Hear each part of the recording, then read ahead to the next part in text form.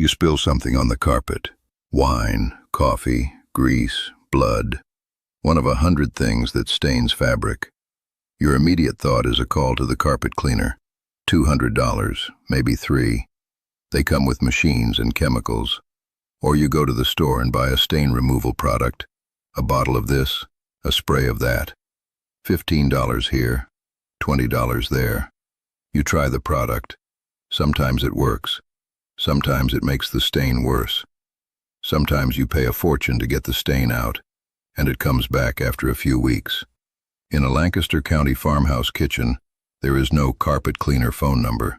There are no fancy stain removal bottles lining the shelf. But stains still get removed. Fabric still gets cleaned. Rugs still look fresh. The method is so old that most modern people have never heard of it, and the reason is simple. There is no profit in teaching you to mix two things from your kitchen for less than $1. What happens when you combine ordinary table salt with ordinary laundry detergent is something that looks like it should not work, but does. The combination creates a paste that penetrates fabric in a way that neither salt nor detergent can do alone. The salt acts as an abrasive and a drying agent. The detergent breaks down the stain at a molecular level. Together, they form something almost alchemical, a gentle but powerful cleaning force that works on stains professionals charge hundreds of dollars to remove. By the end of this video, I am going to show you exactly how to make this mixture, how to use it on every type of stain, what mistakes ruin it, and why this method disappears and reappears in cycles as people either remember it or forget it again. More importantly, you will understand something larger, that some of the most effective solutions to modern household problems are not high-tech. They are high knowledge, and the knowledge comes from people who could not afford to call anyone. They had to solve their own problems. Let me tell you how I discovered this, because the story shows why it works. I was helping an Amish family prepare for a large gathering, a barn-raising event with maybe 100 people coming. The wife, Martha, was concerned about the appearance of the rugs in the main room. There was a stain that had been there for months. Someone had spilled something, she did not quite remember what, and it had dried into the fiber. She said she had tried to clean it herself, but nothing worked. She was considering having someone come to shampoo the whole rug. I asked her if she had a particular product she used. She looked at me like the question was strange. She said, "A product? Why would I buy something?" She went to her kitchen and came back with a bowl. In it was salt, plain table salt. In her other hand was a box of laundry detergent. She took a wooden spoon and mixed them together with a little water, creating a paste about the consistency of toothpaste. She knelt down at the stain, rubbed the paste into it gently with a soft cloth, let it sit for about 5 minutes, and then worked it in circles with the cloth. The stain began to lighten. She rinsed the area with clear water and let it dry. The stain was almost completely gone. The small amount that remained was so faint it was barely visible. I asked her how long she had known this method. She said her mother taught her. Her mother had learned it from her mother. It was just what you did when something stained fabric. You did not think about it.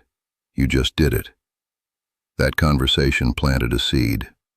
I started asking other people in Amish communities if they used this method. They did, consistently, without variation. I asked how they came to know it.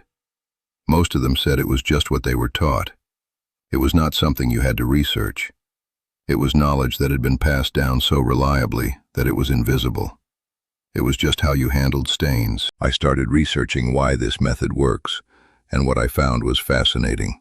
The science is straightforward, but it explains everything. Here is what needs to happen for a stain to be removed from fabric. The stain is a substance that is bonded to the fiber. It could be organic, protein from blood, oils from cooking, tannins from wine. It could be inorganic, rust, mineral deposits, dyes. For the stain to come out, you need something that can break the bond between the stain particle and the fiber. Water alone cannot do this for most stains. Water is neutral. It does not have the chemical strength to break those bonds. Heat can help by making fibers more receptive to cleaning, but heat alone is not enough. Detergent contains surfactants, molecules that have one end that loves water and one end that loves oil. A surfactant molecule sits between the stain particle and the fiber, surrounding the stain particle and making it more likely to rinse away with water. Detergent is genuinely effective for some stains, but for stubborn stains, ones that have dried, ones that have set, ones that have bonded tightly, detergent alone may not have enough force. Now salt is different. Salt is abrasive at a microscopic level. Under magnification, salt crystals have sharp, irregular surfaces. When you rub salt into fabric, these crystals gently scrub the fiber. They do not damage the fiber. Fabric is tougher than salt, but they dislodge debris. Salt is also hygroscopic, which means it absorbs moisture. This is important because it helps pull moisture out of the stain, which can help dry it out and shrink it. When you combine salt and detergent into a paste and apply it to a stain, something happens that is greater than either ingredient alone. The detergent starts breaking down the chemical bond of the stain. The salt crystals are gently scrubbing the fiber, helping to dislodge the stain particles. The moisture in the paste activates the detergent. The abrasive action of the salt helps the detergent penetrate deeper. Together, they create a system that is more effective than either one would be separately. The paste consistency is important. If you just sprinkled salt on a stain and added liquid detergent, the ingredients would not work together as effectively. But as a paste, they stay in contact with the stain long enough for the chemistry to work. The paste does not spread and dilute. It stays concentrated on the stain. This is why the method works better than just soaking something in detergent solution or trying to scrub with dry salt. This is not magic. It is chemistry and physics working together in a simple form that anyone can understand and use. Now let me explain why this method has largely disappeared from modern households. Because the answer tells you something important about how knowledge gets lost. In the 1950s and 1960s, commercial stain removal products became widely available. These were heavily advertised. They were packaged in attractive bottles with brand names. They promised fast results. They had profit margins that allowed for television commercials, magazine ads, and store placement. A company that makes stain remover has every reason to advertise and distribute it. They make money when people buy their product. But salt and detergent are commodities. They are cheap. Nobody makes a significant profit from selling you salt. Detergent companies make money from detergent itself, but they do not make money from the idea that you should mix it with salt. There is no profit in teaching you to solve a problem with things you already have at home. So this knowledge was never advertised. It was never promoted. It just quietly became invisible as commercial products took over the market. The same thing happened with many old household methods. They were not suppressed by any deliberate action. They simply were not advertised or promoted because there was no profit in them. Modern commercial life selected for things that were profitable to sell, not necessarily for things that worked best. But the knowledge did not disappear completely. It survived among people who could not afford to buy commercial products. It survived in Amish communities. It survived among rural families and among people who lived through the Depression.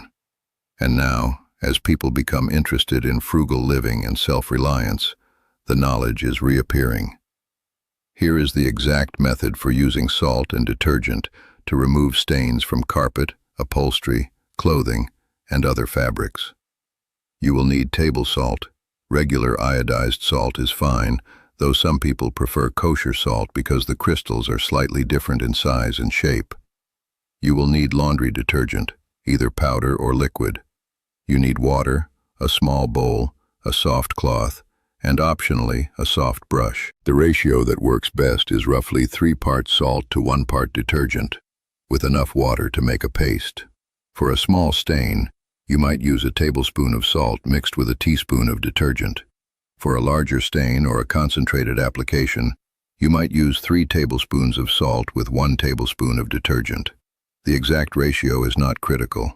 You are looking for a consistency that is like thick peanut butter or toothpaste, thick enough that it does not run, but wet enough that it binds together. Mix the salt and detergent with just enough water to make a paste. Stir it well. Some people let the paste sit for a few minutes after mixing so the salt fully dissolves slightly into the detergent, which helps everything bind together better. Now, identify your stain. Blot any liquid that is still wet. Do not rub yet. If there is wet liquid on the stain, blot it up with a dry cloth. This removes excess moisture that would dilute your paste. If the stain is old and dry, you can proceed directly. Apply the paste directly to the stain. Use a soft cloth or a soft brush. Gently rub the paste into the stain in circular motions. The goal is to work the paste into the fabric fibers without damaging the fabric. You are not trying to scrub hard. You are trying to work the paste in. Let the paste sit on the stain for about 5 to 10 minutes. This gives the detergent time to break down the stain and the salt time to work on loosening it. After the sitting time, gently work the paste again with a soft cloth, using circular motions. You should start to see the stain lighten. Keep working until the stain is mostly gone, or until you have reached the point where further working does not seem to improve things. Now rinse. Use a cloth dampened with clean water. Blot the area where you applied the paste. Rinse multiple times until you have removed all of the salt and detergent. This is important. If you leave salt and detergent in the fabric, they will attract dirt over time, and the area may look dingy within a few days. Let the area dry completely. Depending on humidity and how much water you used, this might take anywhere from a few hours to overnight.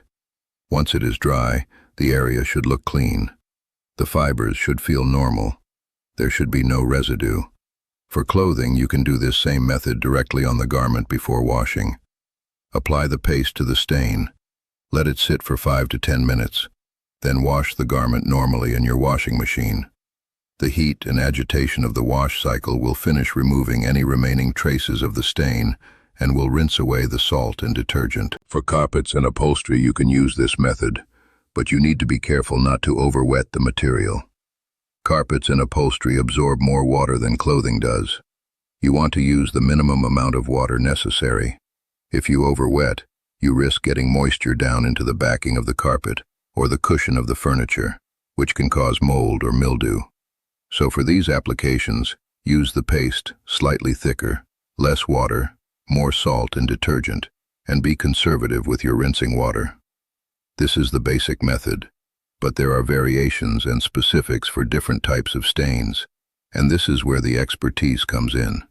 For protein stains, blood, egg, meat, cold water works better than hot water. Heat can set protein stains, making them harder to remove. So for these stains, use cold water when mixing your paste. For oil and grease stains, warm water is better because it helps dissolve oils, but do not use water so hot that it damages the fabric. Warm is fine, hot is too much. For wine, juice, and other tannin-based stains, the salt and detergent paste works well, because these are organic compounds that the detergent can break down and the salt can help dislodge. For rust stains, salt and detergent will help, but you may need to add a small amount of white vinegar to the mixture, which helps break down rust at a chemical level. Use a teaspoon of vinegar per tablespoon of salt. For dye stains, markers, pens, dyes, salt and detergent work, but you may need to let the paste sit longer, maybe 15 to 30 minutes, to give the detergent more time to break down the dye molecules. Now, here is where most people fail with this method, and these are the mistakes that make them think it does not work. The first and most common mistake is using water that is too hot. Modern people are taught that hot water cleans better. For some stains, this is true, but for others, particularly protein stains, hot water makes things worse. It sets the stain instead of removing it. If you use hot water with salt and detergent on a blood stain, the stain will not come out. People then think the method does not work, but what really happened is that they used hot water, which is the wrong approach for that particular stain. The second mistake is not letting the paste sit long enough. Some people apply the paste, immediately rinse it off, and then wonder why the stain is still there. The detergent needs time to work. The salt needs time to break down the bond. If you rush the process, it will not work. Let it sit. 5 to 10 minutes is usually enough, but for stubborn stains, 15 or 20 minutes is better. The third mistake is rubbing too hard. Modern people are conditioned to think that cleaning requires scrubbing. They apply the paste and then scrub vigorously. This can damage delicate fabrics. You are not trying to wear away the stain by friction. You are trying to help the chemistry work. Gentle circular motions are enough. If anything, working too hard can damage the fabric fibers and make the stain worse. The fourth mistake is not rinsing thoroughly. People apply the paste, remove the stain, and then do not rinse completely. They leave salt and detergent residue in the fabric. This residue will attract dirt. Within days, the area looks dingy or discolored. This makes people think the stain came back, when really they just did not finish the job. Rinse thoroughly. Keep rinsing until you are sure all the salt and detergent are gone. The fifth mistake is using the wrong type of salt. Iodized salt is fine, kosher salt is fine, sea salt is fine, but specialty salts like Himalayan salt or kosher salt with additives can sometimes leave residue or affect the fabric color. Stick with basic iodized table salt. It is cheap, it works, it is reliable. The sixth mistake, and this is subtle, is not testing on a hidden area first. Different fabrics react differently. Delicate fabrics like silk or wool might react to the salt and detergent paste differently than sturdy fabrics like cotton or wool blend. Always test your paste on a hidden area of the fabric first. Apply it to a corner or a seam where it will not be visible. Let it sit. Rinse it. See how the fabric reacts. If everything looks good, then apply it to the visible stain. The seventh mistake is using regular dish soap instead of laundry detergent. Dish soap is formulated differently. It creates more suds and may not work as well in this application. Use laundry detergent. It is designed for fabric. It is what this method was developed with and refined around. Now let me show you how this works in real situations, because the examples show how practical this method is in everyday life. A woman in Pennsylvania had a white cotton tablecloth that her mother gave her. Her child spilled grape juice on it during a meal. The stain was dark purple and had been sitting for a few hours before she noticed it. She panicked because she thought it was ruined, but she remembered her grandmother mentioning something about salt. She mixed salt and a little detergent with cool water, applied it to the stain, let it sit for 15 minutes, worked it gently, rinsed it thoroughly, and washed the tablecloth normally. The stain came completely out. The tablecloth looked like new. No commercial stain remover, no dry cleaner, just the old method. Another example. A man had a wool rug in his living room. A guest had an accident, a nosebleed on the rug. Blood was a fresh stain, but it was on wool, which is delicate. He used the salt and detergent paste with cool water, applied it gently, let it sit, rinsed carefully, and the blood came out completely. The rug was fine, no damage to the wool. The whole process took maybe 20 minutes and cost less than $1 in materials. A third example. A family with children had continuous stain problems on their clothing.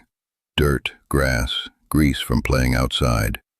Instead of throwing clothes away or using expensive stain removers before each wash, they started using the salt and detergent paste as a pre-treatment. They kept a small jar of the paste mixed in their laundry room. Before washing clothes, they rubbed the paste on any stains, let them sit while they gathered the rest of the laundry, and then washed normally. This method removed 90% of the stains that would have otherwise become permanent. The yearly savings on replacing clothing and on commercial stain removers was probably $300 or more. A fourth case I tested personally. An old leather chair that had a grease stain from repeated use. Leather is tricky because you cannot use water-based methods easily. But I mixed the salt and detergent paste slightly thicker, applied it very conservatively to the stain, let it sit for 10 minutes, and very carefully worked it in with minimal water. The stain lightened considerably. A second application removed it almost entirely. The leather was fine, no damage, no discoloration. These are real results in real homes. The method works. Let me explain why this knowledge matters beyond just removing stains. When you use this method, you are making a choice about how you solve problems. You are choosing to use knowledge instead of buying a product. You are choosing to observe and understand instead of assuming that the solution comes in a bottle from a store. This choice has implications that go beyond just stains. It means you start thinking about other problems differently. You start asking, why is this recommended? What is the actual cause of the problem? What resources do I already have? Can I solve this myself? These are the questions that Amish people ask naturally because they grew up in a culture where self-reliance was the foundation of life. But modern people often skip straight to buying the commercial product without asking whether it is actually necessary. The knowledge also connects you to history. This method is not new. It is not a recent discovery. It is something that humans have been doing for hundreds of years. Women knew this. Mothers taught their daughters.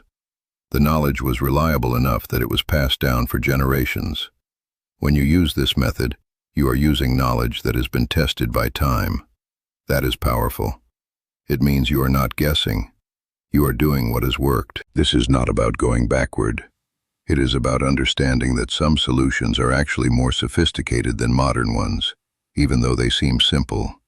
A method that works with chemistry and physics to solve a problem is more sophisticated than a method that relies on brand recognition and advertising. The simple method is actually more advanced because it understands and works with underlying principles. When you implement this method and it works, you have demonstrated something to yourself, that you are capable of solving your own problems. You do not need to call someone. You do not need to buy something. You can observe, understand, and fix things. That is self-reliance. That is valuable knowledge. Now I want to know from you, what stains have been giving you trouble? Do you have a tablecloth, a rug, or clothing with a stain that seems permanent? Have you tried this method before? What state or area are you watching from? Tell me about a time that you solved a problem with something simple you already had at home. Or tell me if your grandmother or grandfather used methods like this. I want to hear your real experience. If you want more of this kind of knowledge, practical solutions that cost almost nothing and work better than the expensive versions, stay with me. There is so much more that the old people knew, and we are only starting to remember. In the next video, I am going to show you the old method for freshening upholstery and fabrics without those expensive aerosol sprays. There is a simple substance that you probably have in your kitchen right now that can remove odors, freshen carpets, and make furniture smell clean. It costs less than $1. It does not have chemicals. It actually works better than most commercial products. And once you understand why it works, you will start seeing uses for it everywhere in your home. Until then, gather your salt and detergent. Mix that paste. Test it on a stain that has been bothering you. See for yourself what the old people knew. The knowledge is real, and it works just as well today as it did 100 years ago. That is why it survived, because it actually works.